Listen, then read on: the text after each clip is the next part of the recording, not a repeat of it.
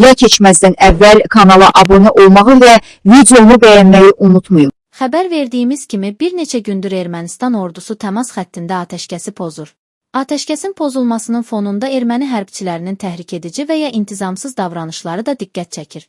Belə ki, bir neçə gün əvvəl erməni hərbçinin ordumuza məxsus posta doğru daş ataraq təhqiramiz hərəkətlər etməsindən sonra, bu dəfə onlar üzərinə təhqiramiz sözlər yazılmış kağızı pişiyə yapışdıraraq postumuza göndəriblər.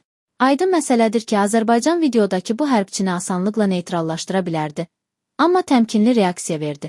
Baş verənlərin Ermənistan ordusunda nizam məsələsi, yoxsa Azərbaycanı təxribata çəkmək cəhdi olması da hələ aydın deyil.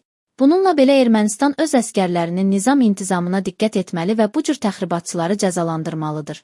Əks halda bu cəzanı Azərbaycan özü təmin edəcək. O da məlumdur ki, erməni hərbçilərinin sərhəd zonasında nizamnaməyə zidd davranması, Azərbaycan əskərlərinə qarşı təxribat xarakterli addımları A missiyasının gözləri önündə baş verir və Ermənistan tərəfi bu varlığı öz manipulyativ məqsədləri üçün istifadə edir.